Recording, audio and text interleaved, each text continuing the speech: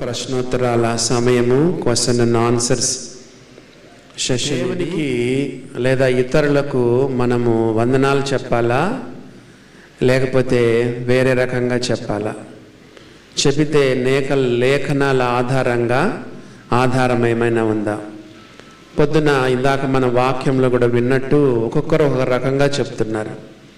కొంతమంది praise the lord అంటున్నారు, కొంతమంది మారనాథ అంటున్నారు, కొంతమంది షాలోమ్ అంటున్నారు, రకరకాలుగా అంటున్నారు. మరి వందనాలు మాత్రమే దేవునికి చెప్పాలా, లేఖనాలు ఏమైనా ఉందా? పౌలు పత్రికలు మనం చూస్తున్నప్పుడు ఒకటే మాట వాడుతున్నాడు, వందనములు అనే మాట. ఏం చెప్పాలండి? మనం వందనాలు అని చెప్పాలి, అంతే. దేవునికి వందనాలు చెప్పవచ్చు, స్తుతులు చెప్పవచ్చు. కానీ ఎవరు మన సహోదరులను కలుసుకున్నప్పుడు వందనాలు అని చెప్పుకుందాం. వందనాలే, బైబిల్లో లేఖని రాయబడింది వందనాలని చెప్పుదాం. మిగిలిన మాటలు అది మనుషులు చేసినవే. ఇంకేమైనా అనుమానం ఉంటే అడగచ్చు. ఇంగ్లీష్లో కొంతమంది తెలుగులో అయితే వందనాలు చెప్పాలి. సో వేరే ఒకవేళ ఇంగ్లీష్లో చెప్పాలనుకుంటే వేరే ఊరికి వెళ్ళాము, వేరే రాష్ట్రానికి వెళ్ళాము, అప్పుడు ఏం చెప్పాలని కొంతమంది అడుగుతూ ఉన్నారు. గ్రీటింగ్స్ అని ఉంది. గ్రీటింగ్స్ అయినా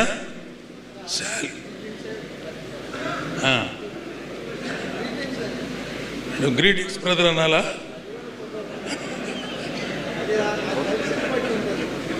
అది బ్రదర్ చెప్పిన మాట ఏమిటంటే, ఆ ప్రాంతంలో ఎవరిని పలకరించినప్పుడు నమస్కారం చేసే పద్ధతి ఏమైతే ఉంటుందో అలా చెప్పడమే గ్రీటింగ్స్ అంటే, శాల్యూట్ అంటే.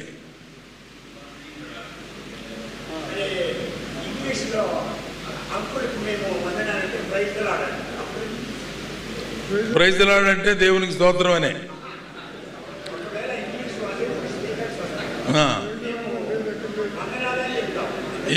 ఇంగ్లీష్ వాళ్ళు అందుకనే ఏమంటుంటారంటే గుడ్ మార్నింగ్ బ్రదర్ అంటారు, అంతే.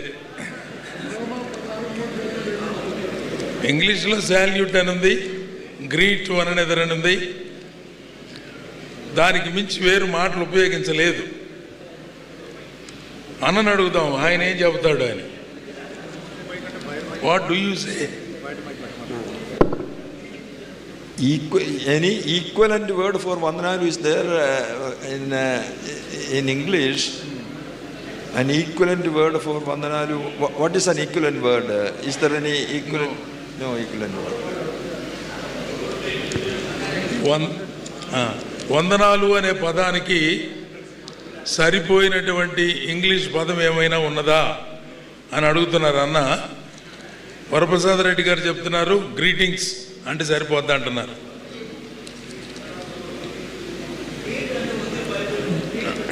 కాబట్టి ఇంగ్లీష్లో గుడ్ మార్నింగ్ అని చెప్పచ్చు, తప్పేం లేదని చెప్తున్నారు. తెలుగులో మనకు వందనాలని చెప్పబడింది కాబట్టి వందనాలని చెప్పుకోవడము మేలని దేవుని దాసులు దాని విషయం. ఆదివారము రొట్టె విరిచే కూడికలో ఆరాధన తలంపులు అందించడానికి కేవలము పెద్దలు మాత్రమే చెప్పాలని ఉందా? ఉంటే వచ్చిన ఆధారం ఏమిటి? ఆరాధన తలంపులు యోగ్యుడైన ప్రతి సహోదరుడు అందించవచ్చు. సేవకుడని కాదు, పెద్ద అని కాదు, యోగ్యమైన జీవితం కలిగిన ప్రతి పరిశుద్ధునికి అవకాశం ఉంది. బ్రదర్ అని సిద్ధాంతంలో అది ఒక మూలమైన సిద్ధాంతం అండి. దానిలోంచే పుట్టుకు వచ్చింది. All are equal. ఆరాధనకు వచ్చినప్పుడు రొట్టె విరచడానికి వచ్చినప్పుడు అక్కడ అసలు తేడా లేదు. సేవకుడని పెద్దని, చిన్నోడు పెద్దోడు తేడా లేదు. All are equal. ఈ యొక్క సిస్టమ్నే బ్రదర్ని వాళ్ళు మొట్టమొదటిగా వ్యతిరేకించారు. హైరార్కికల్ మెథడ్ అంటారు. ఈ ముందు ఒక సభికుడు ఉంటాడు, తర్వాత ఒక పాస్టర్ ఉంటాడు, తర్వాత బిషప్ ఉంటాడు, ఆ తర్వాత ఆర్చ్ బిషప్ ఉంటాడు. ఆ సిస్టమ్ లేదు. క్యాథలిక్స్ అయితే ఫాదర్ ఉంటాడు, ఇంకెవరండి రెవరెండు, ఇంకా పోపు అట్లా ఉంటారు. నో, ఇవన్నీ కొట్టివేయబడ్డాయి. ఆరాధన విషయంలో, ప్రభువు బల్ల విషయంలో స్తుతులు చెల్లించేటప్పుడైనా, రొట్టె కొరకైనా, పాత్ర కొరకైనా స్తుతులు చెల్లించడానికి ప్రతి విశ్వాసికి ఉన్నది అవకాశం. ఆ విశ్వాసి అయినా, ఆ సేవకుడైనా, ఆ పెద్ద అయినా, నువ్వు సేవకుడు అయినా నీలో పాపం ఉంటే వీఆర్ అన్ఫిట్. పెద్దవా పాపము లోపం ఉంటే అన్ఫిట్. ఏమి లోపం లేని సామాన్య విశ్వాస ఫిట్. అక్కడ పెద్ద సేవకుడు అని కాదు, నైతికంగా ఆత్మీయంగా అతడు యోగ్యత ముఖ్యం. ఈ పెద్దలు సేవకులు ముఖ్యం కాదు, అందరూ సమానమే. మా పూర్వకాలంలో, ఇశ్రాయేలు కాలంలో వారికి యాజకులు ఉన్నారు, ప్రధాన యాజకుడు ఉన్నాడు కదండి. మనమందరం ఎవరము? మనమందరం యాజకులం. మనకు ప్రధాన యాజకులు ఎవరు లేరు. మనకు గొప్ప ప్రధాన యాజకుడు ఒక్కడే, మా ఆయనే. మనమందరం యాజకులం. సేవకుడు యాజకుడే, పెద్ద యాజకుడే, విశ్వాస అందరూ సమానమైన యాజకులం. కాబట్టి ఒక పెద్ద స్తుతులు చెల్లించాలి, పెద్ద రొట్టె పంచాలి, పెద్ద పాత్ర కొరకు అనే నియమం లేదు. అవన్నీ కొట్టేయండి. కొంతమంది సేవకులు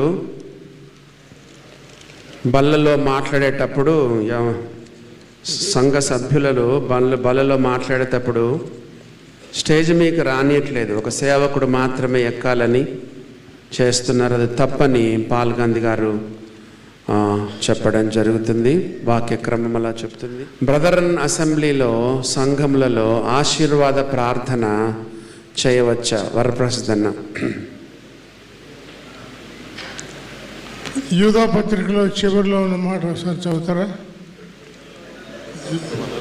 యూదా పత్రిక చివరి వచ్చిన తొట్టిల్లకుండా మిమ్మను కాపాడుటకును తన మహిమేదుట ఆనందముతో మిమ్మల్ని నిర్దోషులనుగా నిలవబెట్టుటకును శక్తిగల మన రక్షకుడైన అద్వితీయ దేవునికి మన ప్రభువైన యేసుక్రీస్తు ద్వారా మహిమయు మహాత్మ్యమును ఆధిపత్యమును అధికారమును యుగములకు పూర్వమును ఇప్పుడును సర్వయుగములను కలుగునుగాక.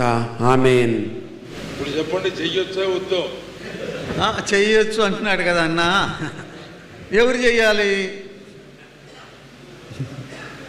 చేయొచ్చు అని అంగీకరించినామనుకోండి, ఎవరు చేయాలి? చావుకడా? పెద్ద? వాళ్ళకి ఏమైనా అధికారం ఉందా? నేను అడుగుతున్నాను, చెప్పండి.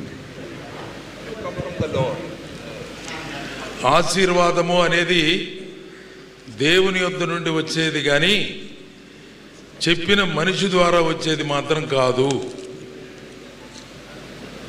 అది ఎవరి చేత చదివించిన ఆశీర్వాదము దేవుని యొద్ద నుండి వస్తుంది.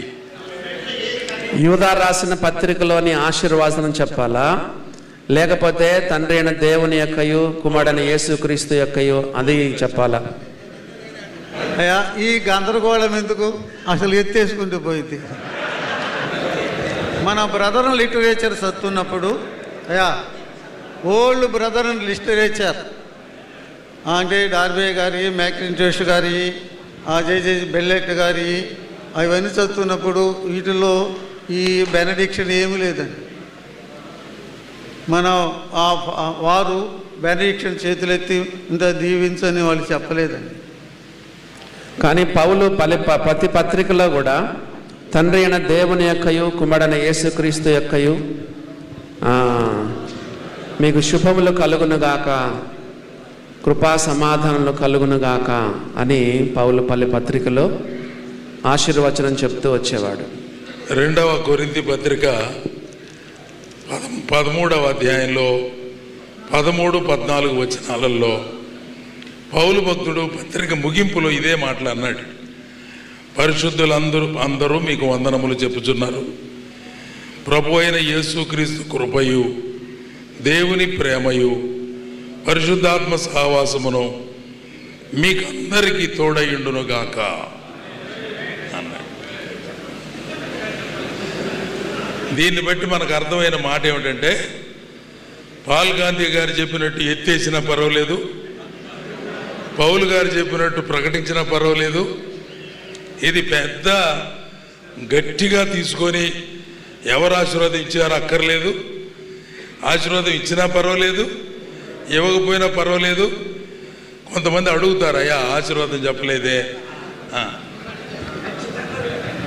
అడుగుతారు. అయ్యా ఆ ఆశీర్వాదము ఆ మాటలు రాసింది ఎవరు? పౌలు భక్తుడు. ఆ స్టాండర్డ్ ఉండేవాడు చెప్పాలి. బ్రదరన్ వారు అనగా వేరే సంఘాలకు వెళ్ళి సువార్త చెప్పకూడదా? బ్రదరన్ వాళ్ళకు మాత్రమే చెప్పాలా? ఐజక్ బాబన్న.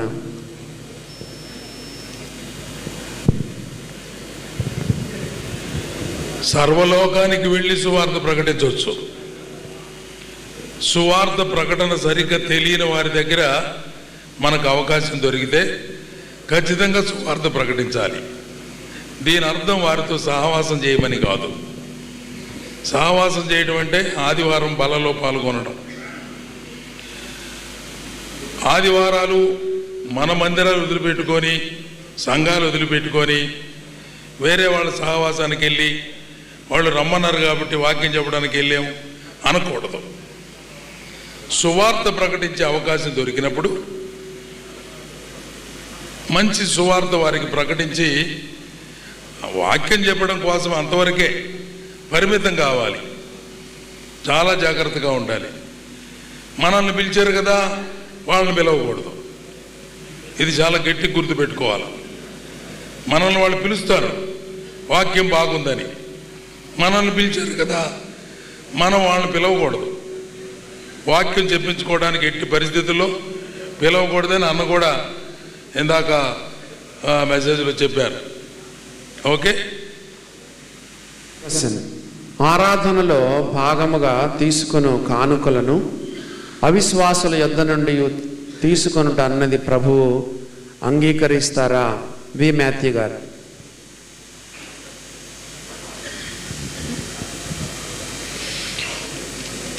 It is a complicated question. Actually, the offering taken at the time of worship, it is meant to be offered by the believers only. In a common gathering, there may be people, both believers and unbelievers sitting, and some unbeliever ignorantly put an offering. So, in my personal opinion, better not to offend that person for putting the money in the offering box. So leave it to the Lord.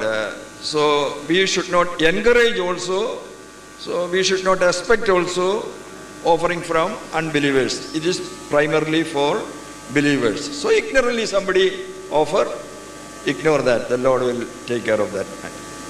కానుకలు పట్టడం అనేటువంటిది ఆరాధనలో భాగంగా జరిగే కార్యక్రమం.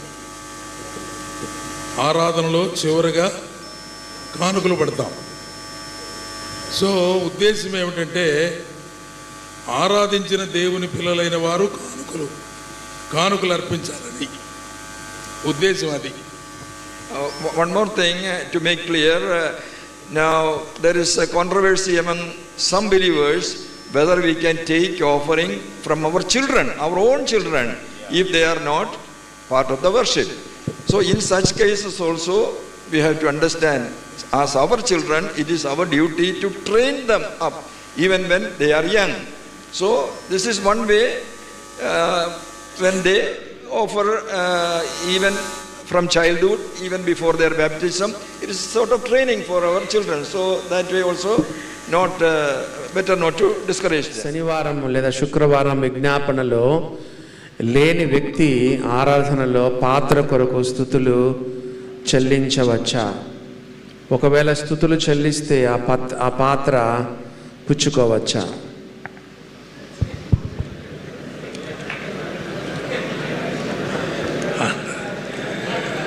ఆరాధన కార్యక్రమం అనేది ఆదివారమున జరిగే ఆరాధనలో యోగ్యులైన వారు ప్రభువును అనుసరిస్తున్న వారు, దేవుని అడుగుజాడల్లో నడుస్తూ ఉన్నటువంటి ఏ వ్యక్తి అయినా పాత్ర కొరకు స్తోత్రాలు చెల్లించవచ్చని ఇప్పుడే చెప్పారు. ఖచ్చితంగా దేవుని సేవకులే, పెద్దలే, పరిచారకులే చేయాలని కూడా లేదని చెప్పారు. విన్నాం మనం. శుక్రవారమో శనివారమో మీటింగ్కి రాలేకపోయాడు, దేవుని సేవకుడు రాలేకపోయాడు, సంఘ పెద్దలు రాలేకపోయారు, ఎవరైనా ఒకరిద్దరు రాలేకపోయారు. సభలు ఉన్నాయి. శనివారం గోదావరి జిల్లాలో నేనున్నాను. మా దగ్గర విజ్ఞాపన జరుగుతుంది. గోదావరి జిల్లా నుంచి సాయంత్రం మీటింగ్ ముగించుకొని ఇంటికి పోయేటప్పటికల్లా రాత్రి 12 అయింది. ఇప్పుడు రేపు ఆదివారం నేను ఆరాధన చేయాలా, పాత్రకి స్తోత్రాలు చెల్లించాలా, పంచాలా, అక్కర్లేదా? మీరు చెప్పండి, ప్రశ్న అడిగిన వాళ్ళు. బహుశా అది మీరు కారణాన్ని బట్టి ఉండొచ్చున్నా. వీళ్ళు అడిగిన ప్రశ్న ఏంటంటే, ఎప్పుడు రాడు, అసలు ప్రార్థనకు రాడు, బైబిల్ స్టడీకి రాడు, ఆదివారం మాత్రము రొట్టె కొరకు పాత్ర కొరకు స్తుతులు చెల్లించడానికి వస్తాడు. అసలు ఏ వారం రానివాడు యోగ్యుడు కాదు. ఎప్పుడు రానివాడు యోగ్యుడని మనం ఎలా చెప్తామండి? ఆరాధన కోసమే, పాత్రలకి స్తోత్రాలు చెల్లించడం కోసమే వచ్చేవాడైతే ఈ పనే కూడదు.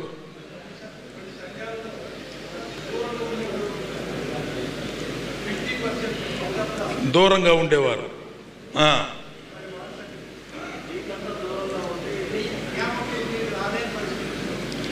అంటే చాలా కొన్ని కిలోమీటర్ల దూరంలో ఉన్నవాళ్ళు ప్రతి కూడికి రాలేరు కదా అని చెప్తున్నారు. మీరు చెప్పండి దానికి ఆన్సరు.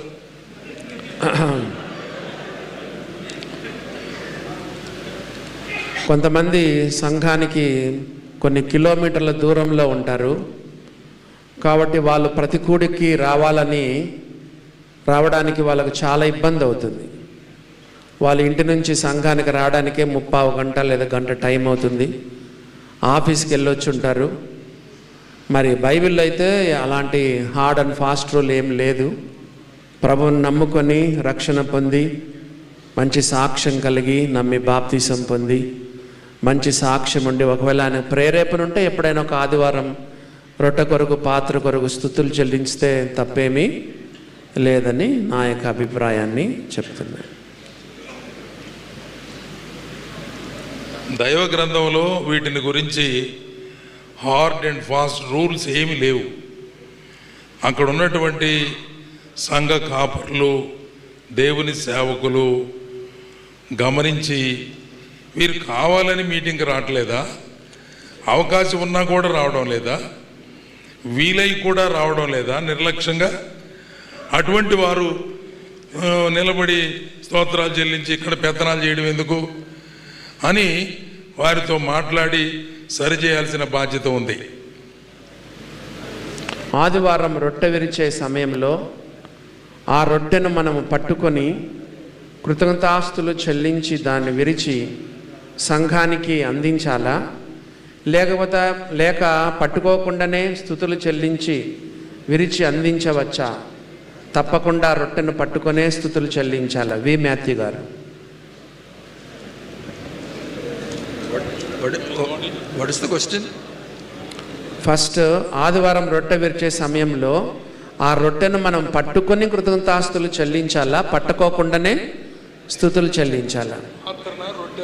రెండు, ఏదైనా సరే. There is no need for the person who give thanks to take it in. దయచేసి సమాధానం చెప్పేటప్పుడు మాట్లాడద్దండి. సమాధానం చెప్తున్నప్పుడు దయచేసి please. There is no need to take in the hands and give thanks. Actually, the Lord took it because He is telling, this is my body. But we cannot stand in the place of the Lord and give thanks. సంఘాలలో కొంతమంది వారి స్వార్థ విషయంలో సంఘాన్ని చీల్చి వెళ్ళిన వారిని, కొంతమంది సేవకులు చీలిన వారిని బలపరుస్తున్నారు. ఇది సంఘ క్రమమేనా? దానికి జవాబు అయితే క్రమం కాదు. అయితే వెళ్ళేవారు ఉండేవాళ్ళు సమస్య ఒకటి. ఎందుకు వెళ్ళారు, ఇక్కడ ఎవరు ఉన్నారు, వెళ్ళేవాళ్ళు ఎవరు అనేది సమస్య. ఉన్నవారు అయోగ్యులు అయితే వెళ్ళిపోవచ్చు. అర్థమైందండి? సంఘము నుంచి వెళ్ళిపోతున్నాను, సంఘములో ఉన్న ఒక పేరు వెళ్ళిపోతున్నారు కదా, వెళ్ళిపోయేవారు యోగ్యులుగా ఉండాలి దేవుని దృష్టిలో వాక్యానుసారంగా. ఇక్కడ ఉండేవాళ్ళు వాక్యానుసారంగా అయోగ్యులైతే వెళ్ళిపోవాలి. అది ఖచ్చితంగా బ్రదర్ని వాళ్ళు చెప్తున్నారు. వెళ్ళిన వారు అని కాదు సమస్య, అక్కడ యోగ్యత. యోగ్యులు మరి వెళ్ళిపోవాలి కదా, మరి వాళ్ళు ఊరుకోరుగా. యోగ్యత అనేది ముఖ్యం, హోలీనెస్, భక్తి అనేది, పరిశుద్ధత అనేది ముఖ్యం. అయ్యా ఇక్కడ పెద్ద సమస్య ఏంటంటే భక్తిహీనులు ఉన్నారు, వాళ్ళు ఎక్కువ మంది ఉన్నారు. అది కాదంటే ఒప్పుకోరు. ఏం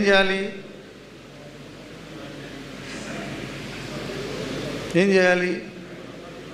అటు వారికి దూరంగా ఉండమని చెప్పాడు కదా. అయితే వెళ్ళేవాళ్ళు ఎటువంటి వాళ్ళు అయి ఉండాలి? వాళ్ళు యోగ్యులై ఉండాలి, పరిశుద్ధులై ఉండాలి.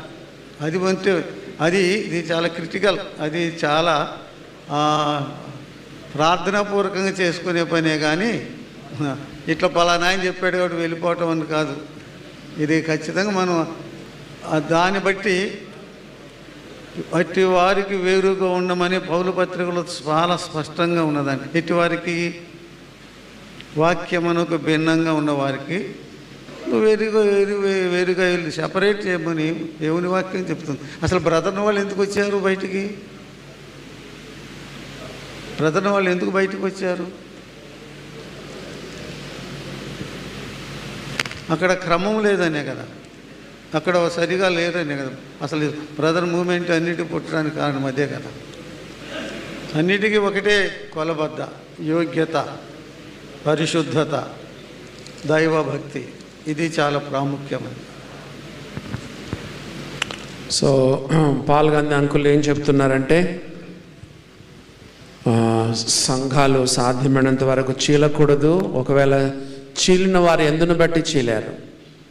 కొన్ని సంఘాలలో క్రమం లేదు, కొన్ని సంఘాల్లో సేవకునికి సాక్ష్యం లేదు, సంఘాలు నడిపిస్తున్నటువంటి పెద్దలకు సాక్ష్యం లేదు. మరి పాపములో ఉంటూ కొన్నిసార్లు ఆరాధన చేస్తున్నారు, చెప్పినా వారు వినడం లేదు. కొంతమంది భారం కలిగిన సోదరులు మరి ఇది వాక్యానుసారమైన సంఘంగా ఉండడం లేదని ప్రార్థన చేసి కొన్నిసార్లు కొంతమంది పెద్దలను కూడా సంప్రదించి వాళ్ళు బయటకు వస్తున్నారు. దాంట్లో బ్రదరన్ సంఘం కూడా ఒకటని చెప్పారు. ఒకప్పుడు మనం కూడా మిషన్ సంఘాల్లో వీటిల్లో ఉన్న వాళ్ళమే. మరి బ్రదరన్ సంఘం కూడా బయటికి వచ్చి వేరై మరి ప్రారంభించబడినట్లుగా మనం వింటున్నాం. కాబట్టి ప్రతిసారి చీలినోళ్ళదే తప్పని చెప్పడానికి లేదు. కొన్నిసార్లు చీలినోళ్ళదే కరెక్ట్ ఉంటుంది. అలాగని చెప్పి చీలిన వారిని మనం బలపరచడం లేదు. కొంతమంది స్వార్థ ప్రయోజనాల కొరకు కూడా అట్లాగా చీలిపోయే వాళ్ళు ఉంటారు.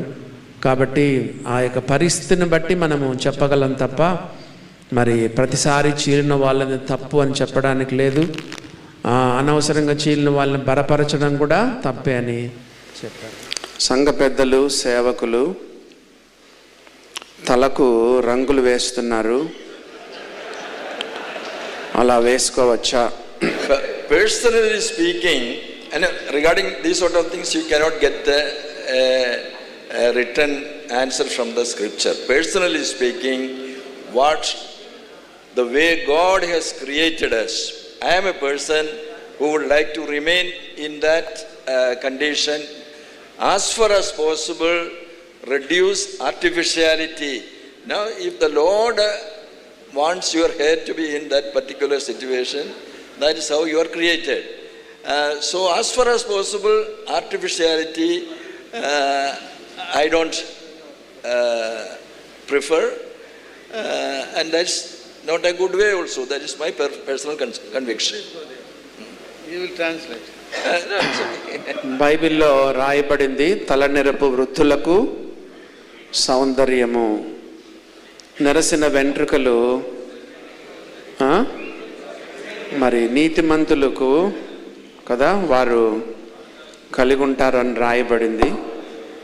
దీని విషయం మనకు పెద్ద వాదోపవాదాలు అవసరం లేదు. పోతే ఒకసారి దైవజనులు జి రాజారావు గారు నీ లైఫ్ పార్ట్నర్ కొరకు కదా, ముఖ్యంగా భార్య విషయంలో దైవజనులు జి రాజారావు గారు ఒకసారి చెప్పారు, తన భర్తను ఆకర్షించడానికి ఒక భార్య భర్త కొరకు అలంకరించుకోవడంలో తప్పు లేదని చెప్పారు. తలనెరపు వృద్ధులకు సౌందర్యము, మరి సామెతలు 16:31 కూడా నెరసిన వెంట్రుకలు సొగసైన కిరీటము, అవి నీతి ప్రవర్తన గలవానికి కలిగి ఉండును. పోతే ఇక్కడ నాయకులు, సేవకులు, పెద్దలు రంగులేస్తున్నారు అని చెప్తున్నారు. చాలా తలకి రంగు ఎందుకు వేసుకుంటున్నాడు?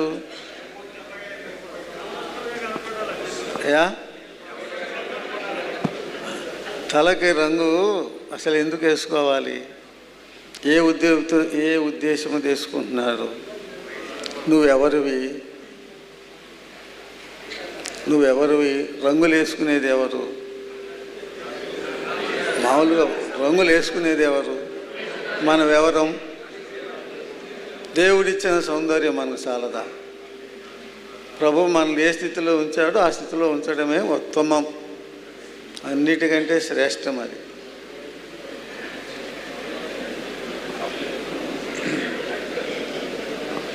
క్లారిటీ వచ్చిందా?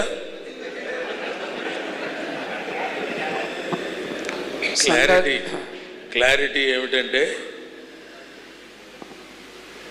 దేవుని పిల్లలైన వారు పెద్దలు కాదు, సేవకులు కాదు, గాయకులు కాదు, వేరే వాళ్ళు ఎవరు కాదు, అసలు దేవుని నమ్మినటువంటి బిడ్డలు ఎవరు కూడా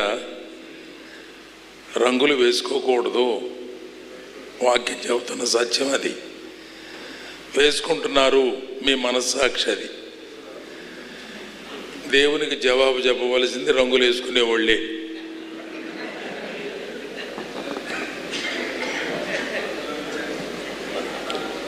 ఒక భార్య భర్త కొరకు, ఆ భార్యకు రంగులు అట్లా మొత్తం అంతా తెల్లగా ఉంటే భర్తకు అంత నచ్చడం లేదు.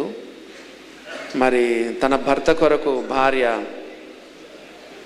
అలా చేసుకోవడం ఏమైనా తప్ప?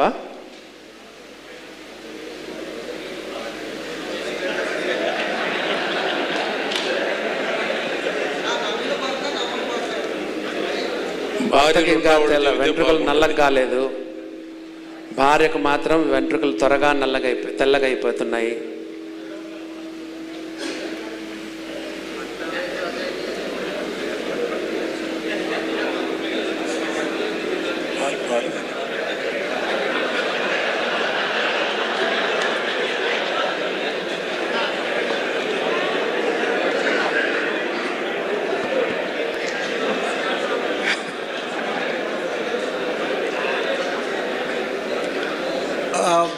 భర్త కొరకు రంగులు వేసుకుంటున్నారు అంటున్నారు కదా, దానికి అబ్జెక్షన్ పెడుతుంది ఎవరు?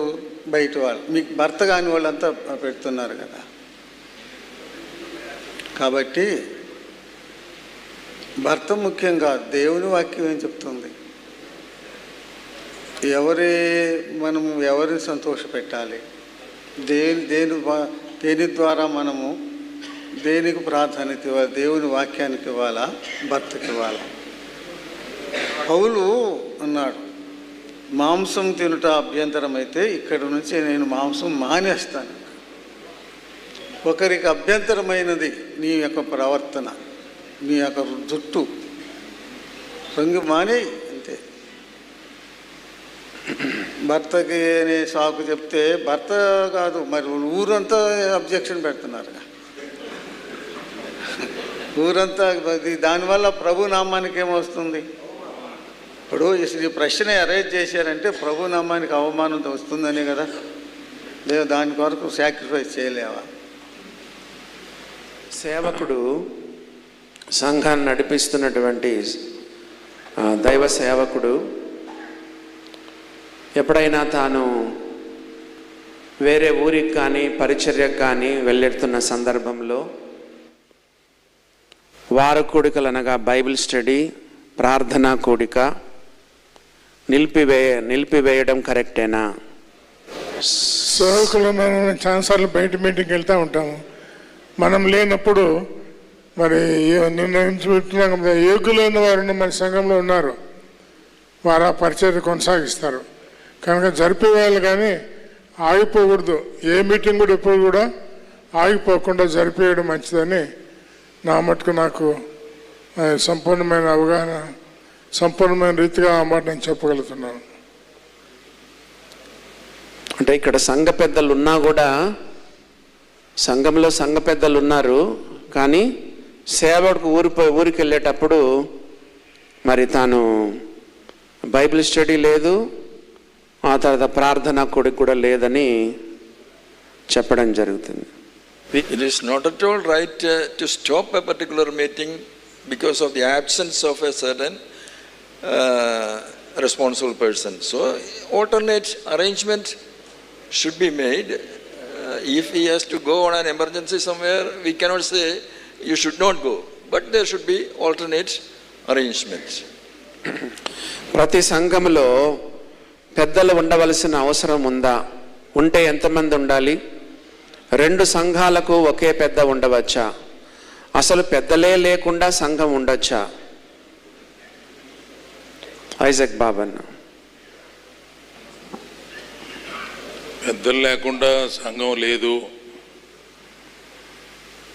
తిమోతి, తీతు పత్రికల్లో అపోస్తుడైన పౌలు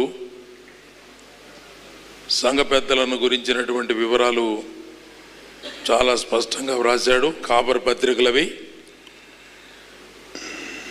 ప్రతి పట్టణములో పెద్దలను ఏర్పాటు చేయడం కోసమే నేను క్రేతులో విడిచి వచ్చానని తీతు కోసమై వ్రాసినటువంటి పత్రికలో ఆ మాటలు చెప్పబడ్డాయి. ప్రారంభపు దినాలలో ఒకవేళ దైవ సేవకుడే సేవ ప్రారంభిస్తే కొంతమంది విశ్వసించిన తర్వాత వారిలో యోగ్యులైనటువంటి వారిని ప్రోత్సహించడం కోసం బాధ్యతలు అప్పగించి పనులు చేయించి కొన్ని దినాల అనుభవం తర్వాత వారిని పెద్దలుగా దేవుని ఆత్మ సహాయం చేత ప్రార్థించి నియమించాలి. సో పెద్దలు లేకుండా ఎక్కువ మంది సభ్యులు ఉన్నటువంటి సంఘం పెద్దలు లేకుండా ఉండడానికి లేదు. ఒక బ్రదర్ నాతో అన్నారు, కనీసం 10వ తరగతి అన్నా చదువుకుపోతే పెద్దలకి ఎట్ట పెట్టాలన్నా అన్నాడు. విద్యాభ్యాసాన్ని గురించి దైవ గ్రంథం ఎక్కడా చెప్పలేదు. యేసు ప్రభువుని వెంబడించిన అపోస్తులులే వారు విద్య లేని పామరులు. వారు దేవుని నమ్మి దేవుని ఆత్మ కలిగిన వారై వాక్యాన్ని అనుసరించి క్రమంగా నడిచేవారుగా ఉంటే ఖచ్చితంగా వారిని పెద్దలుగా సిఫారసు చేయవచ్చు. సువార్థికులే పెద్దలుగా ఉండి కానుక సొమ్ము సంఘస్థులకు తెలియకుండా తన ఖర్చుల కొరకు తీసుకోవచ్చా?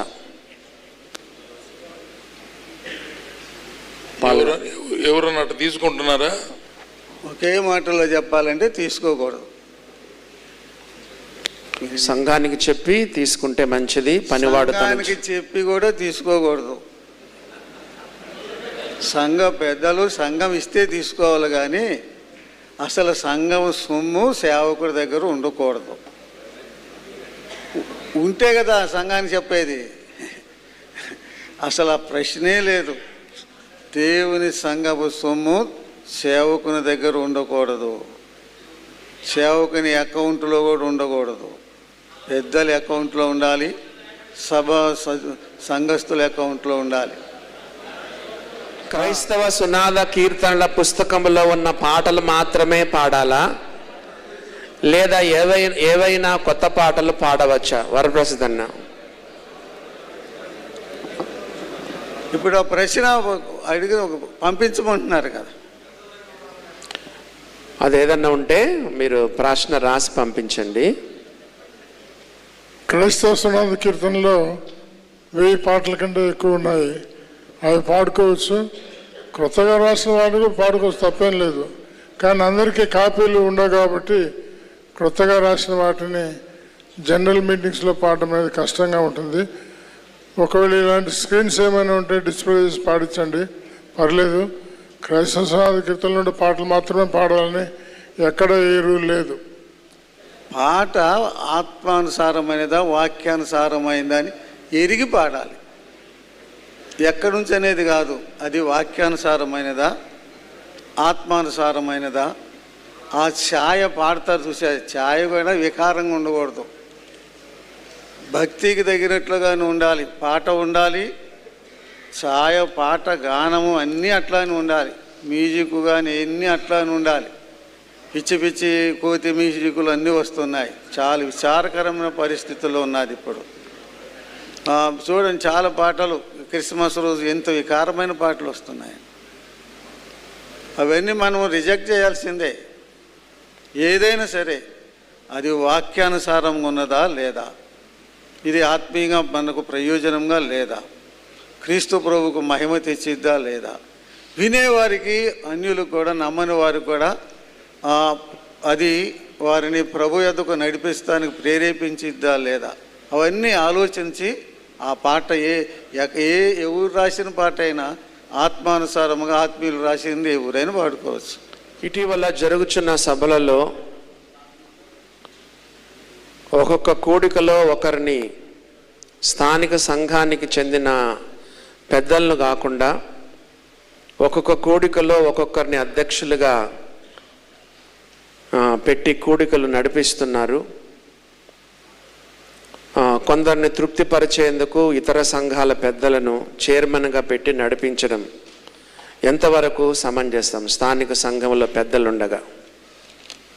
Isaac bourbon. సభలు జరిగేటప్పుడు తప్పనిసరిగా స్థానిక సంఘ పెద్దలతో కలిసి సేవకుడు మీటింగుల నిర్వహణను గురించినటువంటి అంశము చర్చించాలి. మీటింగులు జరుగుతున్నప్పుడు స్థానిక సంఘంలో ఉన్నటువంటి పెద్దలు వారు అధ్యక్షులుగా ఉండి నడిపించాలి. బయట వారికి అవకాశం ఇవ్వాలి అని సంఘం నిర్ణయం తీసుకుంటే తప్పేం లేదు. సంఘ నిర్ణయం లేకుండా, పెద్దలకు తెలియకుండా, సేవకులకు తెలియకుండా అనైక్యతతో ఎవరిష్టం వచ్చినట్లు వాళ్ళు చేసుకుంటే అది సంఘ క్రమం కాదు. బయటవారు ఎవరైనా పెద్దవారు యోగ్యులు వచ్చినప్పుడు వారిని గౌరవించడంలో తప్పులేదు. అది ఐక్యంగా తీసుకోవాల్సిన నిర్ణయం.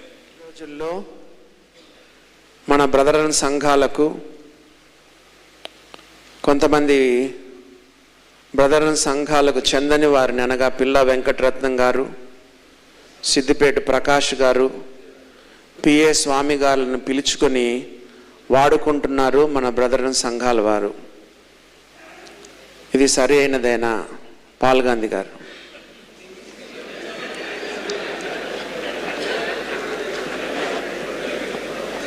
నేను ఉదయం చెప్పినా కదా, మన సహవాసములో వారిని మన సంఘ కూడికలకి మూడీ గారు, స్పర్జన్ గారు అటువంటి గొప్ప భక్తులు వచ్చి విన్నారు. మూడీ గారి సంఘానికి హెన్రీ మూర్ హౌస్ గారు పోయి వాక్యం చెప్పారు. స్పర్జన్ గారి సంఘానికి కూడా రాకడ మీద మాకు వచ్చి చెప్పమని స్పర్జన్ గారు ఆనాడు ప్రసిద్ధి చెందిన సేవకుని తీసుకెళ్ళి ఆయన సంఘంలో మనవాళ్ళ చేత వాక్యం చెప్పించుకున్నారు. కానీ మనవాళ్ళు ఇతర సహవాసం చెందిన వారిని తీసుకొచ్చి బ్రదర్ చరిత్రలో వాక్యం చెప్పించినట్లుగా లేదంటే లేదు. అంత మరి ఇక వాక్యం ఇక ఎవరు లేరా? అంత దీన స్థితికి అంత దిగజారిపోయినాయి ఆ సంఘాలు. ఇప్పుడు చరిత్ర ఏంటి?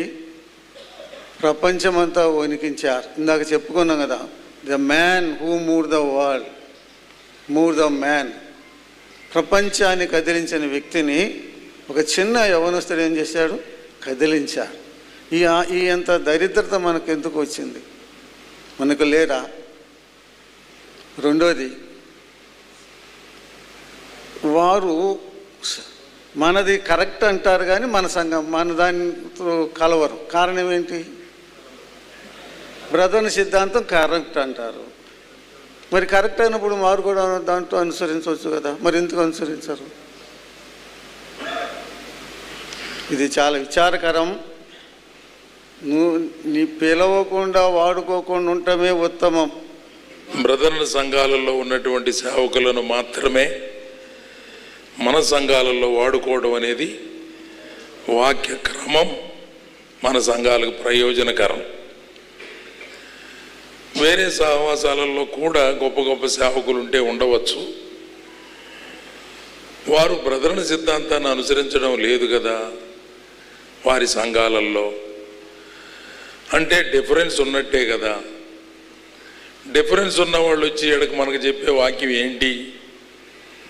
వాళ్ళు ఏదో బోధ చేసేటప్పుడు ఏదో ఒక పొరపాటు చెప్పేస్తారు, లేక వాళ్ళు అనుసరిస్తున్న క్రమంలో ఒక మాట అనేస్తారు. అది మన సిద్ధాంతానికి భిన్నమే కదా. అందుచేత ఏమీ లేనట్టు కనబడుతున్నా మన క్రమములో లేని వారి యొక్క బోధనలు వినడం మన సంఘాలకు మనకు క్షేమం కాదు.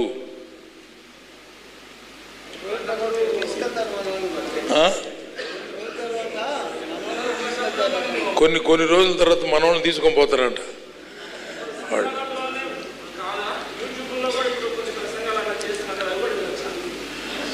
యూట్యూబ్లో వినడం అనేది ఇక్కడ మనం చెప్పగలిగింది ఏముంది? It is totally private.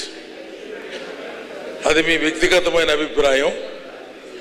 ఇప్పుడు సంఘంలోనికి రానియొద్దు అంటున్నామంటే యూట్యూబ్లో వినమని ఎవరు చెబుతారు? చెప్పరు కదా. సో అది మీ విఘ్నతకు వదిలేశారు. బయట సంఘాల వలె మన సంఘాలలో కమిటీలు ఏర్పాటు చేస్తున్నారు. ఇది వాక్యానుసారమా వరప్రసాద్ అన్న? బయటి సంఘాల వలె మన సంఘాల్లో కూడా కమిటీలు ఏర్పాటు చేస్తున్నది వాక్యక్రమమేనా? కమిటీలు అంటే మీరు ఎట్లాగని అంటున్నారు? కమిటీలు అంటే ఎట్లాగో చెప్పండి మీరు. ఒకవేళ సంఘంలో మీటింగ్ జరగడం, భోజనాలు పరిసర కొద్ది మీద అప్పగించినప్పుడు వాళ్ళని మీరు కమిటీ అంటున్నారా? అలాగే తప్పేం లేదు. కానీ కమిటీ ఎందుకు అనాలి? వాళ్ళు ఆ పేరు పెట్టక్కర్లేదు. పలానా సోదరులు మరి పెద్దలు కానీ పరిచారకులు కానీ వాళ్ళకి సహాయకరంగా ఈ పరిచయం నిర్వహిస్తారని చెప్పండి. వాళ్ళని కమిటీలను పిలవద్దండి. కమిటీ అనే మాట బైబిల్లో లేదు కాబట్టి మనం కూడా వాడకుండా ఉంటే మంచిది. ఒక చిన్న వివరణ ఇవ్వాలనుకుంటున్నాను. మరి ఈ రోజుల్లో గవర్నమెంట్ వారు చర్చిలను రిజిస్టర్ చేయమంటారు సొసైటీగా. అప్పుడు గవర్నమెంట్ వాళ్ళు 7 మందిని చేర్చాలంటారు. మరి దానికి ప్రెసిడెంట్ అని, వైస్ ప్రెసిడెంట్ అని, సెక్రటరీ అని, జాయింట్ సెక్రటరీ అని, ట్రెజరర్ అని, మరి అసిస్టెంట్ ట్రెజరర్ అని, ఒక 2 మెంబర్స్ అని, మొత్తం దాదాపుగా ఒక 7 మందిని పెట్టాల్సి ఉంటుంది. ఇప్పుడున్నటువంటి రూల్స్ ప్రకారంగా సంఘాలను రిజిస్టర్ చేయకపోతే భవిష్యత్తులో గుర్తింపు ఉండదు అంటున్నారు. కాబట్టి ఏదో గవర్నమెంట్ కొరకు ప్రెసిడెంటు మరి లేకపోతే ప్రెసిడెంటు, వైస్ ప్రెసిడెంట్ పెడతాము, అంత మాత్రాన నేను ప్రెసిడెంట్ అని నువ్వు ఫీల్ కాకూడదు. సంఘంలో సంఘ పెద్దలు ఉంటారు, గవర్నమెంట్ కొరకు పెట్టామంతే. ఆ తర్వాత ట్రెజరర్ అని పెట్టుంటాము, సెక్రటరీ, జాయింట్ సెక్రటరీని పెట్టుంటాము. మరి 7 మంది కావాలి కాబట్టి సంఘంలో కొంతమందిని అలా పెడతాం. అంత మాత్రాన నేను ట్రెజరరు, నేను ప్రెసిడెంటు, వైస్ ప్రెసిడెంట్ అని గవర్నమెంట్ కొరకు కొన్ని సందర్భాల్లో అలాంటి మరి కమిటీని పెట్టాల్సి ఉంటుంది. అది నేను ఇస్తున్న వివరణ. మరి అది సొసైటీ, ట్రస్ట్ కూడా అనొచ్చు. ఇప్పుడు మనకి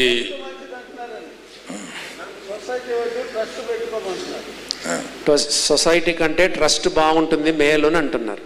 మనకు ఆల్రెడీ నేను చెప్తా, మనకు ఆల్రెడీ స్టీవర్డ్స్ అసోసియేషన్ వారు అక్కడ ఉన్నటువంటి జనరల్ సెక్రటరీ గారు రాజు కోచి గారు వారు మనకు ఒక ప్రొఫార్మా పంపించి ఒక మీటింగ్ ఏర్పాటు చేసి మోడల్ మనకు ఒకటి ఇచ్చి దానిలో అవసరమైనటువంటి అంశాలన్నీ పొందుపరిచి ఈ ప్రకారంగా మీరు రిజిస్టర్ చేసుకోండి, మనకు భవిష్యత్తులో ఎలాంటి గవర్నమెంట్ ద్వారా ఇబ్బందులు ఉండవు అని చెప్పారు. మేము కూడా అక్కడ స్టీవర్డ్స్ కమిటీలో మెంబర్స్గా ఉన్నాం. మన ప్రియులు జాన్ మోజెస్ గారు దానికి సెక్రటరీగా ఉన్నారు.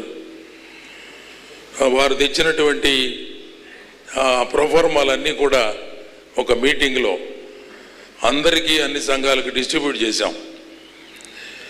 కేవలం ప్రస్తుతం ఉన్న పరిస్థితుల్లో వచ్చినటువంటి బెదిరింపులను బట్టి ఖచ్చితంగా గవర్నమెంట్ చేసుకోమంటుంది అంటే ఎందుకు అంటే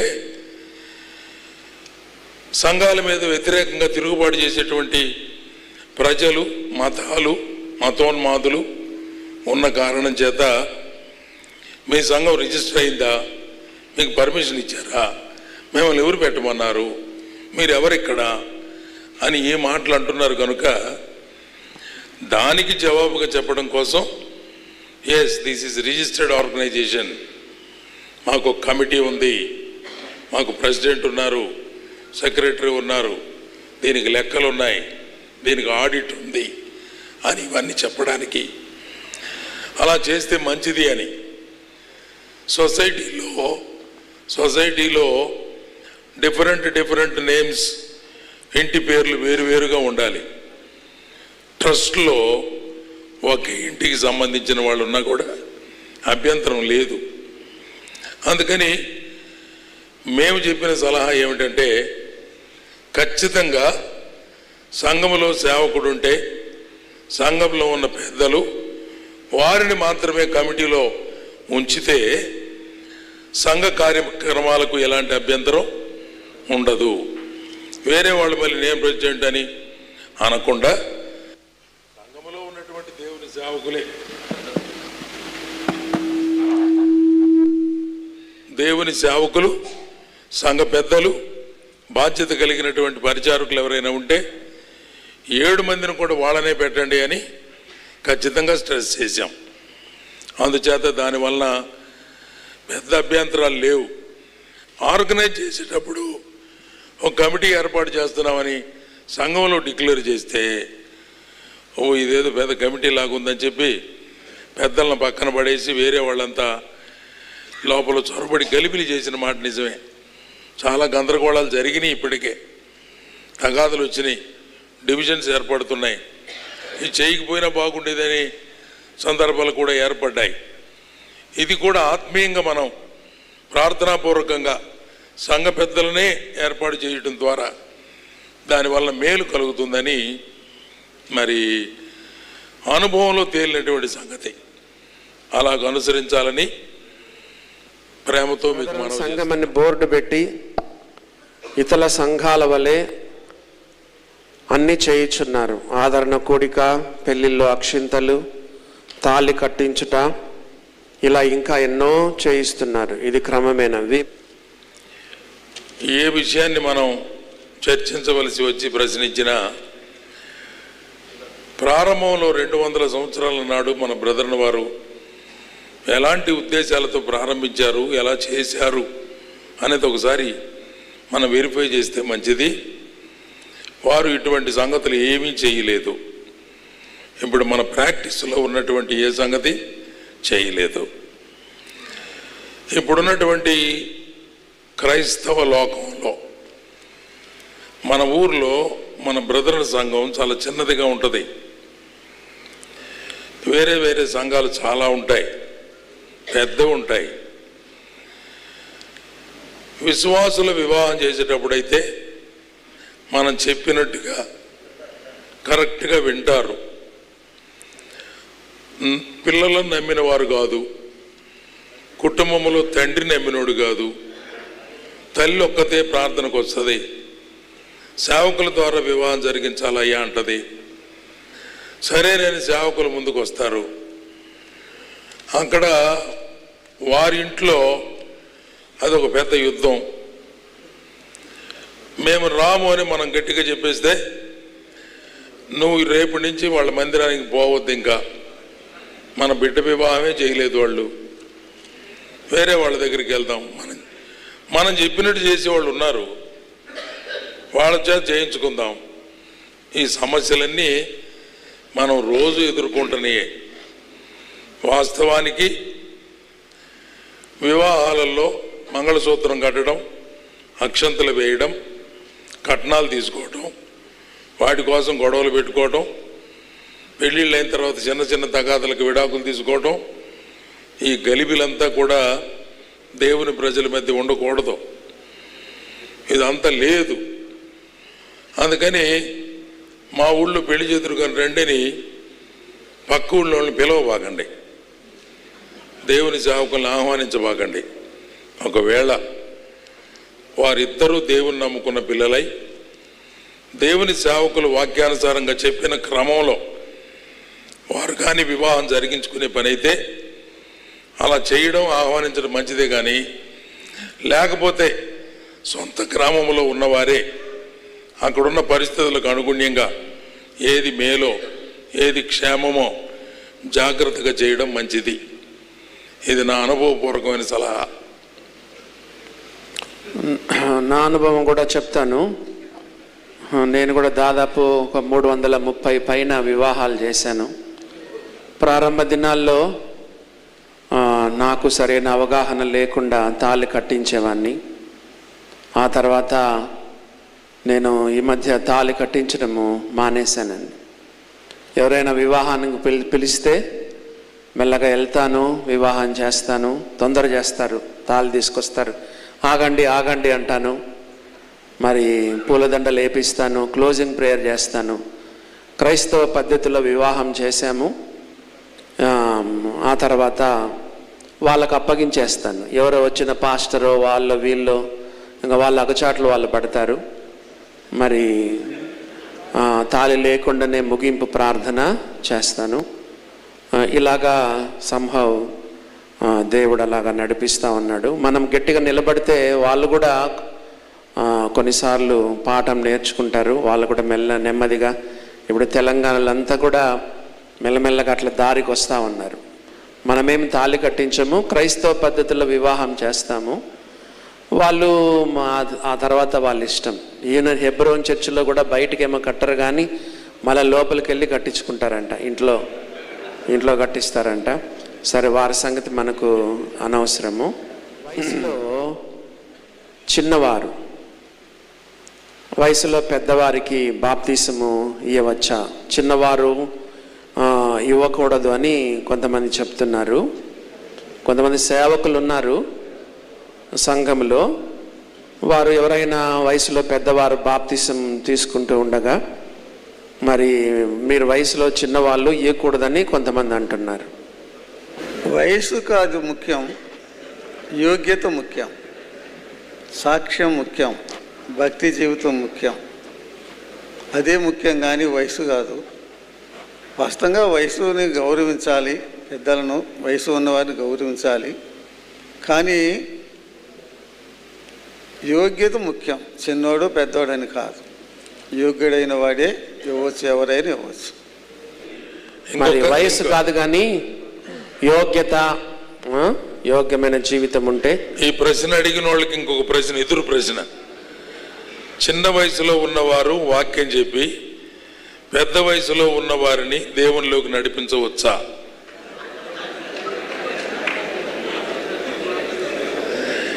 వి మ్యాచెస్ గారు అడిగారు ఆ ప్రశ్న. చెప్పండి అందరూ, నడిపించవచ్చు. అట్టకైతే అన్న చెప్పింది కరెక్ట్. యోగ్యత ఉన్నవారు చిన్న వయసు అయినా పెద్ద వయసు అయినా వారు దేవుని సేవకులుగా ఉన్నా పెద్దలుగా ఉన్నా బాప్తిజం ఇవ్వవచ్చు. సంఘములో వచ్చిన సొమ్మును సేవలో ఖర్చు పెట్టకుండా ఎక్కువగా బ్యాంకులో నిల్వ ఉంచడము కరెక్టేనా? అన్యాయం. వరప్రసాద్ అన్న, సంఘంలో డబ్బును బ్యాంకులో వేయమని ఎవరు చెప్పారు? బైబిల్లో ఉందా వేయమని? లేదు కదా. కానీ సంఘంలో వచ్చిన డబ్బును సంఘంలో జరిగే కార్యక్రమాలు ఖర్చు పెట్టేసండి, మిగిలించొద్దు. మిగిలించుకోమని దేవుడు చెప్పడం లేదు. అన్నీ ఖర్చు పెట్టండి. ఒకవేళ మిగిలినట్టుగా ఉంటే మీ చుట్టు ప్రాంతంలో ఉండే సేవకులకండి ఇవ్వండి. కానీ మిగిలించి బ్యాంకులో వేసుకోవడం ఎందుకు? కొన్ని సంఘాలు అసలు బ్యాంక్ అకౌంట్ లేదు, మీకు తెలుసో తెలీదు. వచ్చేంత ఖర్చు పెట్టేస్తారు, సేవకులకు కూడా ఇచ్చేస్తూ ఉంటారు. కనుక మిగిలిచ్చి బ్యాంకులో వెళ్ళిన తలంపు మంచిది కాదు. ఉదయకాలం దైవజనులు పాల్ గాంధీ గారు చెప్పినట్టుగా మనమందరము యాజకులమైతే మన సంఘాలలో కులం అన్నది ఎందుకు పెద్దపీట వేసుకుని వస్తుంది? సామాన్య విశ్వాసులు మొదలుకొని పెద్ద పెద్ద బోధల వరకు ఇది ఉంది. ఇది పాపము కాదా? కొంతమంది మీటింగ్స్లలో తమ కులానికి చెందినటువంటి వారిని మాత్రమే బోధకులుగా పిలుచుకొని కూడికలు జరిగిస్తున్నారు. కులపిచ్చి అనున్నది పరోక్ష విగ్రహారాధన కాదా? ఆ సహోదరుడు చెప్పినది 100% వాస్తవమే. చాలా విచారం అంటే ఇక అంతకంటే విచారమైంది మన సంఘాలు ఇంకొకటి లేదు ఇప్పుడు పరిస్థితుల్లో. చాలా విచారమైన పరిస్థితుల్లో ఉన్నాము. ప్రార్థన చేయండి. ప్రతి ఒక్కరము దాన్ని నిర్మూలన చేయటానికి ప్రతి ఒక్కరం పూనుకోవాలి ప్రార్థన పూర్వకంగా. అన్న చెప్పింది ఏంటంటే అది తప్పు, అలా చేయవద్దు. చేయకుండా ఉండడానికి మనం అందరం ప్రయత్నం చేద్దాం ప్రార్థనాపూర్వకంగా. ఎవరన్నా చేస్తూ ఉంటే దాని గురించి చిన్నగా అడగడం, తెలియజేయడం అవసరం. ప్రార్థనాపూర్వకంగా సరిచేసుకోవాలి. భార్యలు, కుమారులు ఈ రోజుల్లో మగవారైన విశ్వాసులు కూడా బంగారంతో అలంకరించుకొని మెడల్లో దండలు వేసుకుంటున్నారు. వరప్రసాదన్న, ఒకప్పుడు మన పాటల పుస్తకంలో వద్దు బంగారము యేసు చాలన్, వద్దు లోకాశలు యేసు చాలన్ అనుంది. ఇప్పుడు ఎందుకు ఆ పాట పుస్తకంలో ఆ వచనం తీసేసినారు? మీరు చూడండి, నేను చూసి ఆశ్చర్యపోయాను అనమాట. ఆ వచనం తీసేసినారు. స్త్రీలు బంగారు ధరిస్తూ ఉన్నారు, కానీ పేతురు పత్రిక ఏం చెప్తుంది? షారా తన భర్తను యజమానుడిని పిలిచిందంట. అంత మాత్రమే కాదు, ఒక మాదిరికరమైన వ్యక్తిగా ఉంది. ఏం ధరించాలంట? సత్క్రియల చేత తమను తాము అలంకరించుకోవాలి. అవే అలంకారం, కానీ బంగారం కానీ ఇంకేం ఉండకూడదు. మీ స్త్రీలకే వద్దంటే పురుషులకు ఉండవనేది అసలే వద్దు. పిల్లలకు కూడా అసలే వద్దు, వాళ్ళకి నేర్పించొద్దండి. కానీ పిల్లలు తమంతా తాము వేసుకుంటే బలవంతంగా మనం ఏం చెప్పండి వాళ్ళకు. వాళ్ళు వినకపోతే ఇంకా వాళ్ళ తీర్మానం అది. కనుక గుర్తుంచుకోండి, దేవుని వాక్యం చెప్తుంది అది నిజమైన అలంకరణ కాదు, దేవుడిచ్చే అలంకరణే చాలు అని. కనుక ధరించడం అనేది తప్పు అని లేఖనాలు చెప్తా ఉన్నాయి. ఆరాధన చేసే సమయంలో రొట్టె పాత్రను, రసపాత్రను చేతిలో పట్టుకొని స్తుతులు చెల్లించుట అవసరమా? నిన్ననే దానికి ఆన్సర్ చెప్పారన్నా, మళ్ళీ మనం అవసరం లేదు అది. ఆ తర్వాత యేసు ప్రభు అలా చేశారు కాబట్టి, మరి ఆయన కాబట్టి చేశారు, మరి తప్పనిసరిగా పట్టుకొని చెల్లించాలన్నది ఏమీ లేదని నిన్న మనం విన్నాం. In that connection, I have another remark. I have seen some places those who lead the service of distribution of the elements.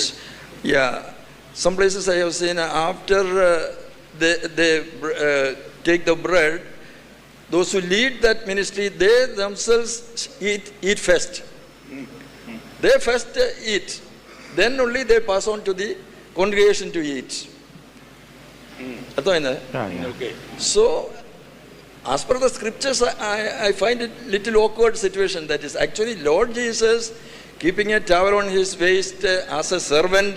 He had shown an example. That is the servant's job to distribute the food. It is not the servant who eat first. Let the congregation take first. Only after everybody finish, the person who leads. కొంతమంది రొట్టె కొరకు పాత్ర కొరకు స్తుతించే వాళ్ళు మొట్టమొదట సేవకుడో లేదా సంఘ పెద్ద తిన్న తర్వాత పంచుతున్నారు.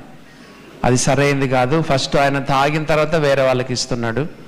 అది మంచిది కాదు అని చెప్పి సంఘాలలో వివాహమైనటువంటి కొంతమంది మరి భార్యకు విడాకులు ఇచ్చి సంఘాలలో పెద్దలుగా సేవకులుగా కొనసాగుతున్నారు. దయచేసి సమాధానం చెప్పగలరు? ఐజక్ అన్న.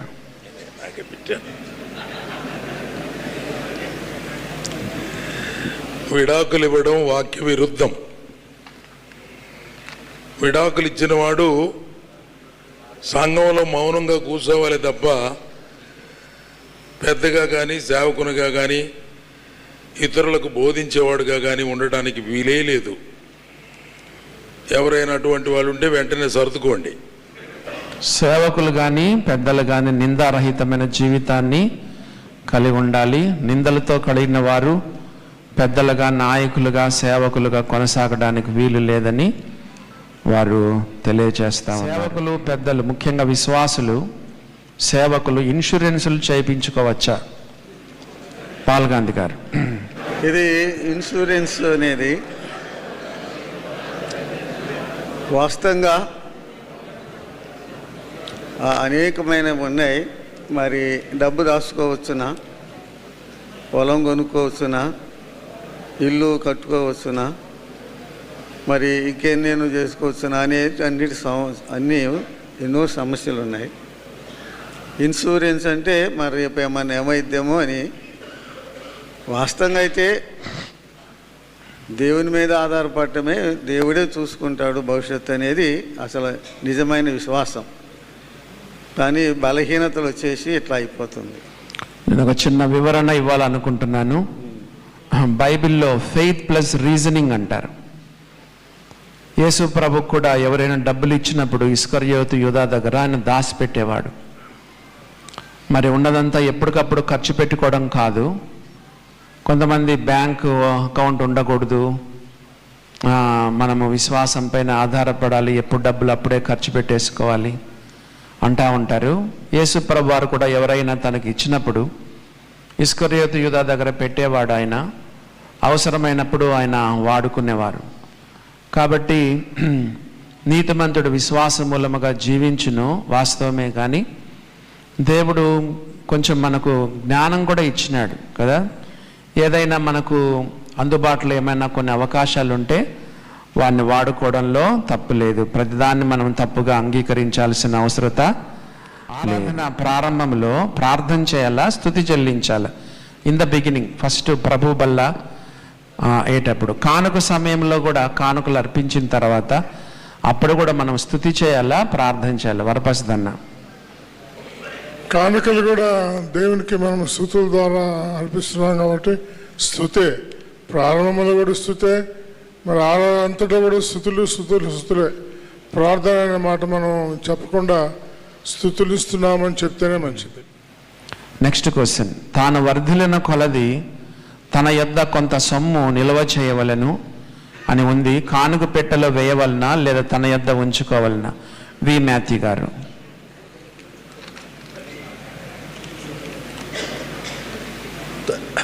తన యొద్దు ఉంచుకోవాలన్నా? First Corinthians 16th chapter verse 2. తాను వర్ధిల్లిన కొలది తన యొద్ద కొంత సొమ్ము నిల్వ చేయవలను. What Paul refer there is bring to church. సంఘానికి తీసుకొని రావాలి. నిల్వ చేసుకున్న సొమ్మును సంఘానికి తీసుకొని రావాలని చెప్పబడుతుంది. సంఘాలలో యువకులను ఎందుకు ప్రోత్సహించడం లేదు? మన అన్న ఐజక్ అన్న. ప్రోత్సహించడం లేదు అని జనరల్ స్టేట్మెంట్ చెప్పకూడదు. ప్రోత్సహించే సంఘాలు ఉన్నాయి, అవకాశం ఇచ్చేటువంటి సేవకులు ఉన్నారు, పెద్దలున్నారు. వారిలో ఉన్నటువంటి ఆధిక్యతలు, దేవుడు వారికి అనుగ్రహించిన కృపావరములు గుర్తించి ఖచ్చితంగా సంఘాలలో వాడాలి, ఉపయోగించాలి. ఉదయకాలం అంతా బాలగాంధీ గారు చెప్పినటువంటి వర్తమానంలో ప్రతి ఒక్కొక్కరికి దేవుడు కనీసం ఒక్క కృపావరం అన్న ఇచ్చాడు. సంఘం యొక్క క్షేమాభివృద్ధి కోసమై దానిని తప్పగా వినియోగించాలి అనే మాటలు ఉదయం చెప్పారు. కొంతమంది ఏం చేస్తారంటే దుర్వినియోగం చేస్తారు. వారికి ఉన్న కృపావరాన్ని వాళ్ళ పేరు కోసం, ప్రఖ్యాతి కోసం, లేకపోతే లాభసాధన కోసం స్వార్థ బుద్ధితో రకరకాలుగా చేస్తారు. కనుక పెద్దలైన వారు జాగ్రత్తగా పర్యవేక్షణ చేసి అవకాశం ఇవ్వాలి. క్రిస్మస్ రోజు మందిరంలో మీటింగ్ చేయవచ్చా? పాల్గాంధీ గారు.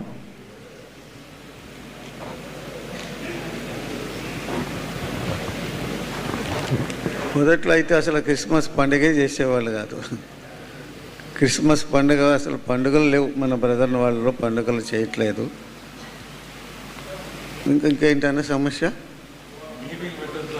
క్రిస్మస్ పండగ అని చెప్పలేదు, క్రిస్మస్ హాలిడే రోజున మందిరంలో మీటింగ్ చేయవచ్చా, అదే కదా పెట్టుకోవచ్చా? క్రిస్మస్ అంటే అదే కదా, ఇక హాలిడే కాబట్టి మీటింగ్ పెట్టుకోవచ్చా? హాలిడే అయినా ఏది ఊళ్ళో అయినా వాస్తవం అది. వాస్తవంగా మొదట్లో మన బ్రదర్ని వాళ్ళు పండుగలు చేయలేదు. మా సంఘంలో మీటింగ్ పెట్టుకుంటాం, ఎందుకంటే పలానా రోజు మీటింగ్ పెట్టుకోకూడదని వాక్యంలో ఎక్కడ లేదు కాబట్టి. ఆ రోజు ఎన్నడూ గుడికి రాని వాళ్ళు హైందవులు చాలామంది వస్తారనమాట. సువార్త చెప్పడానికి అది అవకాశం కాబట్టి మేము పెట్టుకుంటున్నాం, కానీ వేరే ఏం ఆచారాలు లేవు. ఆ రోజు జైలుకి వెళ్తాము, సువార్త చెప్తాము.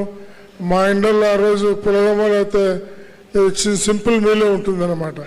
స్పెషల్ మీల్ కూడా ఉండదు, అంత టైం కూడా మాకు ఉండదు.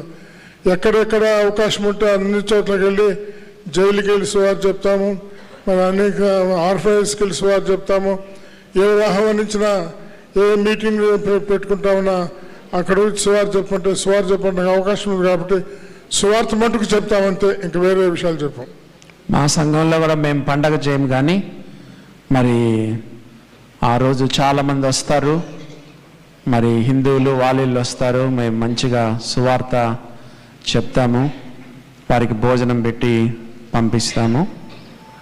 ప్రారంభ దినాల్లో అయితే మన బ్రదర్ అండ్ వాళ్ళు క్రిస్మస్ రోజు కూడా మీటింగ్ పెట్టుకునేవారు కారు. ఆరాధనలో హెచ్చరికలు ఇచ్చేవారు, రొట్టె పాత్ర ఇచ్చేవారు, సూట్ వేసుకొని షర్టు పైన జాకెట్ వేసుకొని ఆరాధన జరిగిస్తూ ఉన్నారు. వాక్యక్రమమా? వి మాథ్యూ గారు.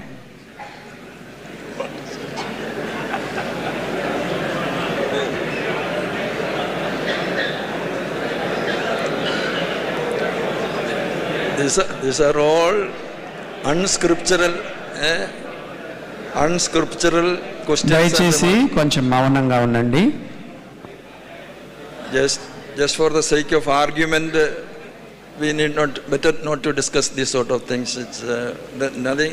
It is unscriptural questions. ఇదేమి లేఖనానుసారమైన ప్రశ్న కాదని అంటున్నారు.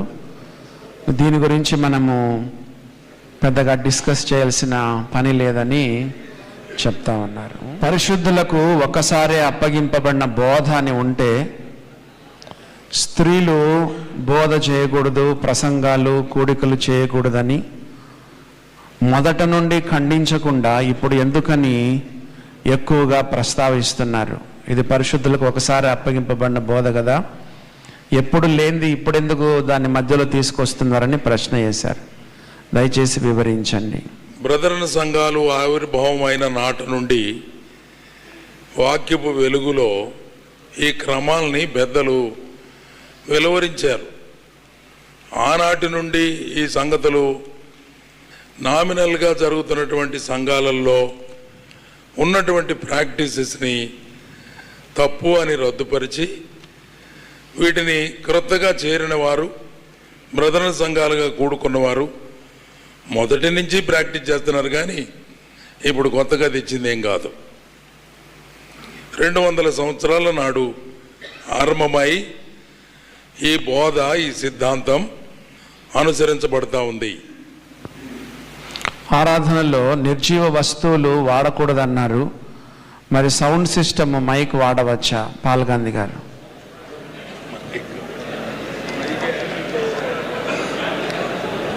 ఇది అది కదా, సౌండ్ మైక్ దేనికి వాడుతున్నారు?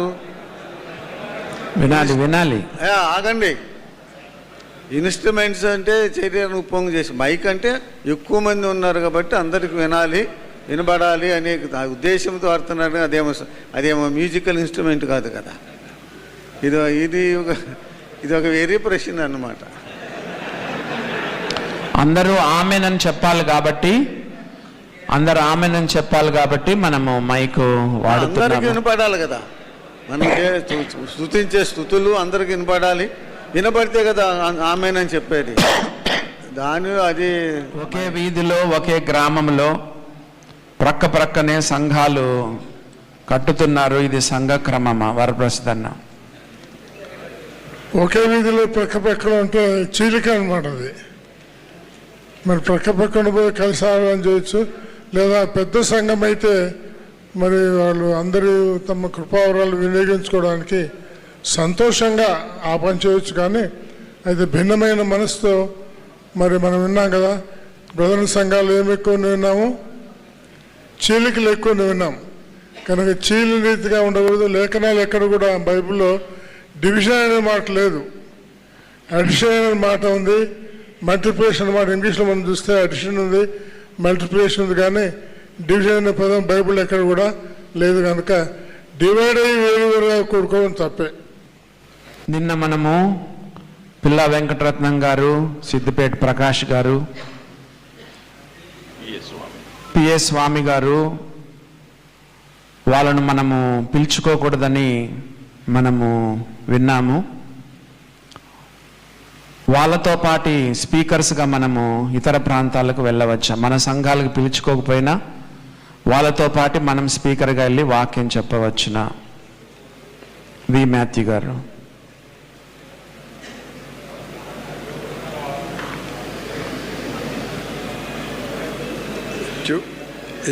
If we offend somebody in any matter, if something offensive to somebody else, better to avoid such practice. That's what I can say.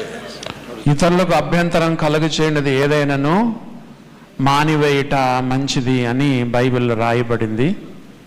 ఇతరులకు అభ్యంతరం కలుగు చేయి దేన్నైనను మానుకొనుట. దినాలలో చాలామంది ఫోన్స్ను వాక్యం చెప్పే సమయంలో చూస్తున్నారు. యూట్యూబ్, క్రికెట్ మ్యాచ్లు, మరి మీటింగ్స్లో మాత్రమే కాకుండా సంఘాల్లో కూడా ఫోన్లనే చూడమంటున్నారు. బైబిల్ను చూడమనకుండా సెల్ ఫోన్లో చూస్తూ ఉన్నారు. సెల్ ఫోన్ వినియోగంపై మాట్లాడండి ఐజక్ బాబు గారు. సెల్ ఫోన్లో బైబిల్స్ డౌన్లోడ్ చేసుకున్న వారు కొందరు ఉంటారు, కీర్తనల పుస్తకాలు డౌన్లోడ్ చేసుకున్నవారు కొందరు ఉంటారు. పాట పాడుకుందాం అనగానే సెల్ ఫోన్ తీసి ఇస్తున్నారు. కీర్తనల పుస్తకాలు మనందరికీ బాగా అలవాటు. తప్పనిసరిగా బైబిల్, కీర్తన పుస్తకం తెచ్చుకునేది బ్రదర్ సంఘాల అలవాటు, క్రమం. సెల్ ఫోన్లోకి వచ్చిన తర్వాత సింప్లిఫై అయిపోయింది కాబట్టి బైబిల్ లేకుండా, కీర్తనల పుస్తకాలు లేకుండా ఇందులో ఉన్నాయి అని వారు చెప్తూ వాటితో పాటు వేరే చూసే అవకాశం కూడా ఉంది. కనుక సాధ్యమైనంత వరకు బైబిల్ గ్రంథము, కీర్తనల పుస్తకము ఖచ్చితంగా తెచ్చుకొని సెల్ ఫోన్లు వినియోగించకుండా వాటినే వినియోగించాలని దైవ సేవకుల అందరి అభిప్రాయం. మిగిలిన వారు కూడా అలాగే ప్రాక్టీస్ చేయాలి. ఇప్పుడు కీర్తనల పుస్తకం ఉండగానే మనం కీర్తనల పుస్తకం నా దగ్గర లేదు డక్కుమని తీసి క్రైస్తవ సునాద కీర్తనలు నొక్కి నంబర్ చూసి పాట పాడుతుంటే ఇది చూసిన వాళ్ళు ఎవరైనా సేవకుడే సెల్ ఫోన్ తీసి అందరి ముందు అంటుంటే మనం అంటే మాత్రం తప్పే ఉందని వాళ్ళు బైబిల్కి ఉపయోగిస్తారు, కీర్తనల పుస్తకానికి ఉపయోగిస్తారు, వేరే కూడా ఉపయోగిస్తారు. అందుకని అవకాశం ఇవ్వవద్దు. ఒక చిన్న వివరణ మీకు ఇవ్వాల్సి వస్తుంది. ఈ రోజుల్లో ఏంటంటే ప్రతిదానికి ఫోనే అన్నమాట. ఇప్పుడు ఫర్ ఎగ్జాంపుల్ నేను అనౌన్స్మెంట్ చేయాలనుకోండి, ఫోన్లో రాసుకోవాల్సి వస్తుంది.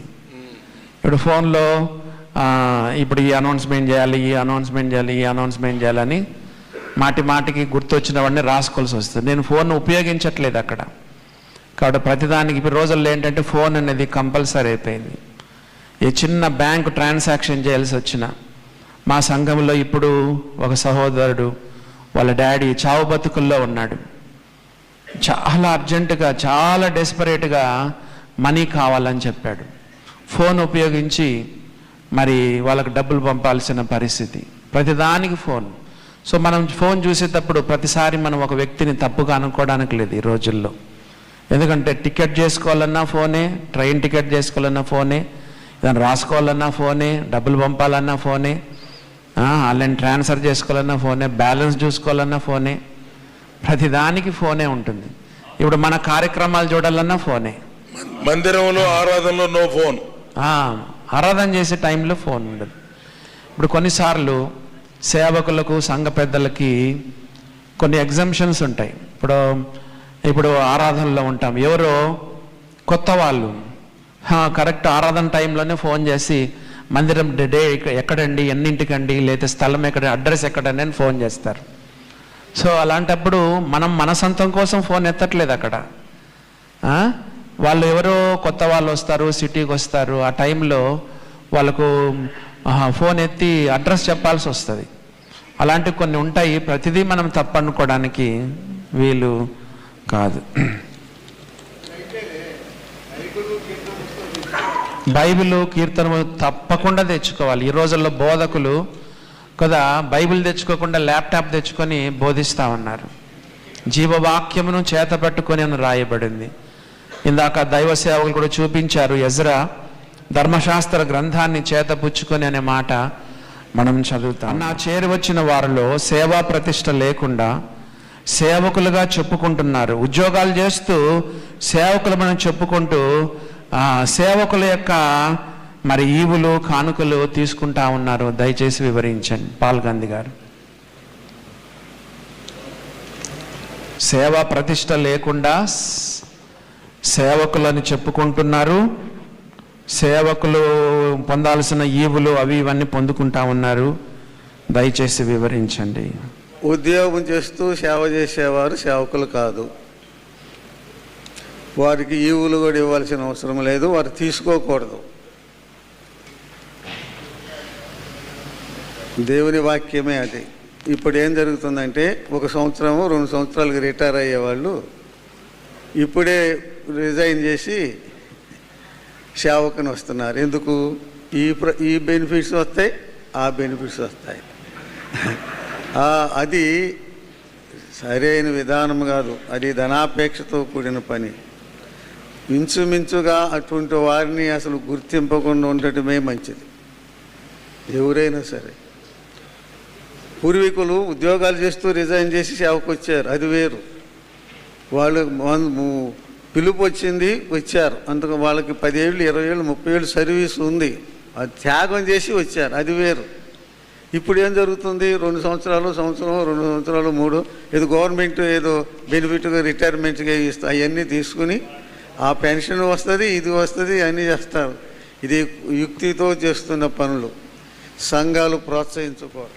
ఆదివారము కానుకల విషయంలో అందరూ ముందుకు వచ్చి బాక్స్లో వేయాలా, లేదా సంచి తిరుగుతూ మన దగ్గరకు వచ్చినప్పుడు వేయాలా? వరప్రసాద్ అన్న. కానుకలు వేసే విధానం బైబిల్లో స్పెసిఫిక్గా మనం చూడలేము, కానీ కానుక పెట్టెలో వేస్తున్నట్టుగా కృత నిబంధనలో ఒకసారి మాత్రం కనిపిస్తుంది. కనుక అనుకూలత కొరకై అందరూ మరి కానుక పెట్టి దగ్గరికి రావాలంటే చాలా సమయం పడుతుంది. మా సంఘంలో 400 మంది ఆరాధనలో పాల్గొంటారు. 400 మంది వరుసగా వచ్చి కానుకలు పుట్లు వేయాలంటే ఎంత సమయం అవుతుందో చూడండి. అందుకొరకనే సంచులు పంపిస్తాము. సంచులు కలెక్ట్ అయిన తర్వాత అది లెక్క పెట్టే వాళ్ళు మాత్రం దాన్ని ఒక చోటు పోగు లెక్క పెడతారు. కనుక సందర్భాన్ని బట్టి సంఘం కెపాసిటీని బట్టి ఏ రీతిగా జరిగించినా మంచిదే. సమయం ఎక్కువ వృధా కాకుండా జరిగించడానికి ప్రయత్నించాలి. మా కుమార్తె వయసు 11 సంవత్సరాలు, హాస్టల్లో ఉంది, 5వ తరగతి చదువుతుంది. మారు మనసు పొంది బాప్తీసం తీసుకోవాలనుకుంటుంది. బాప్తీసం తీసుకుంటే సహవాసం రొట్టె విరుచుటకు ప్రతి ఆదివారం హాస్టల్ వారు పంపరు. ఎలా, దీన్ని వివరించండి. చిన్న వయసులో ఉన్నటువంటి అమ్మాయి ప్రభువుని నమ్ముకుంది, తీర్మానం చేసుకుంది, బాప్తీసం తీసుకోవాలనుకుంటుంది. అక్కడున్న పరిస్థితి ఏమిటంటే బాప్తీసం తీసుకున్నా కూడా ఆరాధనకు రావడానికి హాస్టల్ వారు అనుమతించరు. బాప్తీసం తీసుకునే ఊరికే ఉండాల్సింది. ఏం చేస్తే మంచిది అన్నారు. ఈ అడిగిన ఆయనకి ఏమనిపిస్తే ప్రభు దగ్గర ప్రార్థన చేసి చెయ్యాల. అంతేగాని ఇది ఎవరు చెప్పగలిగిన సలహా కాదు. బ్యాప్టిస్టు సంఘాల వలె మన సంఘాలలో కూడా కుర్చీలు వేసి కుర్చీల్లో కూర్చొని ఆరాధన చేస్తున్నారు. ఇది కరెక్టేనా పాల్ గాంధీ గారు?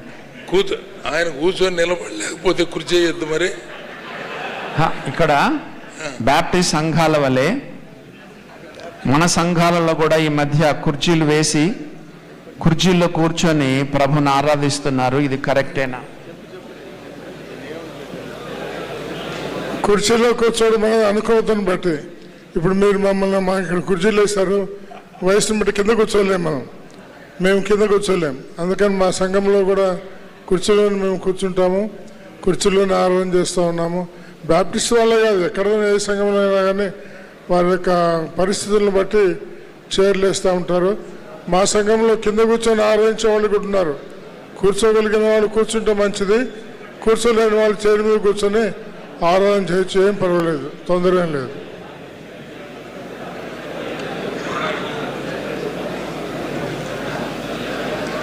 అవసరతను బట్టి కుర్చీలే కానీ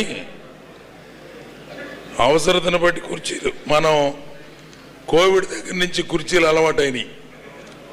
అంతకుముందు మన సంఘాల్లో నిజంగానే కుర్చీలు చాలా తక్కువ ఉండేవి.